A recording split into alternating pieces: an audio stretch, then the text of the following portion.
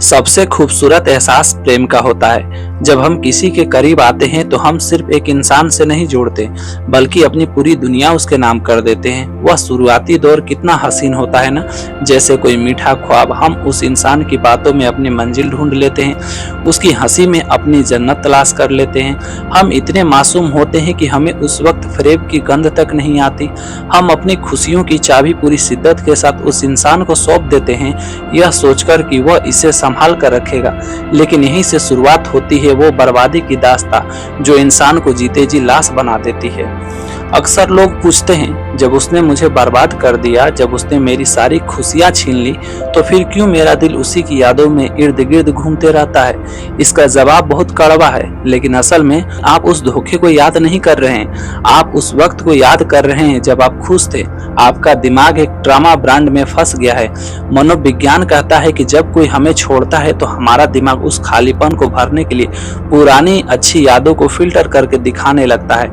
आप उसकी बुराइयों को नजरअंदाज कर देते हैं और उसकी चंद मीठी बातों को बार बार दोहराते हैं, जो अब सिर्फ एक छलावा है। आप एक ऐसे जुए के खेल में फंस गए हैं जहां पर आप अपनी हार स्वीकार नहीं कर पा रहे हैं। अब जरा अपनी हालात पर गौर कीजिए। वह इंसान जिसने आपको धोखा दिया, जिसने आपके भरोसे का कत्ल किया, वह इस वक्त क्या कर रहा होगा? क्या वो आपकी यादों में सो नहीं पा रहा है? क्या उसने खाना छोड़ दिया है? जवाब है बिल्कुल नहीं। वह शायद किसी और के साथ मुस्कुरा रहा होगा, अपनी जिंदगी के नए प्लान बना रहा होगा, और आप उसकी दी हुई तकलीफों को सजा कर बैठे हैं। कड़वा सच ये है कि आपकी बर्बादी में अब उसका हाथ नहीं, आपका खुद का हाथ है। उसने तो एक बार खंजर मारा और चला गया, लेकिन आप उस खंजर को रोज अपने सीने में उतार रहे हैं उसकी यादों के बहाने। यह प्यार नहीं है, यह खुद के वजूद की तौहीन है। अगर आप किसी ऐसे इंसान के लिए रो रहे हो जिसे आपके आंसुओं की कीमत तक नहीं पता, तो यकीन मानिए आप अपनी आत्मा का अपमान कर रहे हैं। जिस इंसान ने आपकी खुशियां छीनी, क्या वो इतना कीमती है कि आप उसे अपनी पूरी जिंदगी भी दान कर दें? बहुत हो गया रोना, बहुत हो गया टूटना।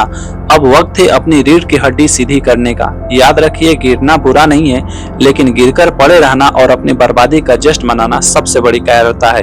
अपनी कीमत पहचानिए। आपकी वैल्यू कोई दूसरा इंसान तय नहीं कर सकता है। अगर किसी ने आपको रिजेक्ट किया है तो इसका मतलब ये नहीं कि आप खराब हैं, बल्कि इसका मतलब ये है कि उसकी औकात नहीं थी आपका साथ निभाने की। अगर उससे बदला लेना है तो उसे गाली मत दीजिए, उसका बुरा मत सोचिए। सबसे खौफनाक बदला है खामोशी और कामयाबी।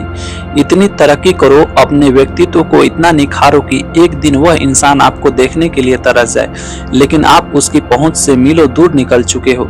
आप खुद के लिए हीरो बनिए। अपनी खुशियों का रिमोट कंट्रोल अपने हाथ में लीजिए। किसी को इतनी ताकत मत दीजिए कि वह एक बटन दबाए और आप दुखी हो जाए।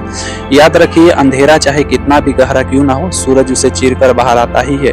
वह इंसान आपकी जिंदगी का एक सबक था, आपकी मंजिल नहीं। उसने आपको बर्बाद नहीं किया, बल्कि उसने आपको यह सिखा दिया कि अब आपको किसी पर भरोसा नहीं करना है। अपनी आंखों के आंसू पोंछिए, धूल झाड़िए और खड़े हो जाइए। आपके भीतर एक शेर छिपा है जिसे दुनिया की कोई भी याद या कोई भी धोखा हरा नहीं सकता। आज से, इसी वक्त से उस इंसान का अध्याय अपनी जिंदगी की किताब से फाड़कर फेंक दीजिए। आपकी नई कहानी अब शुरू होती है। जहां आप होंगे, आपकी मेहनत होगी और आपकी बेमिसाल कामयाबी होगी। उठो और चमकना शुरू करो। अगर ये कहानी आपको अच्छी लगी हो तो प्लीज लाइक, शेयर और सब्सक्राइब करना ना भूलें। साथ ही साथ अपने दो दोस्तों के पास शेयर भी करें। धन्यवाद।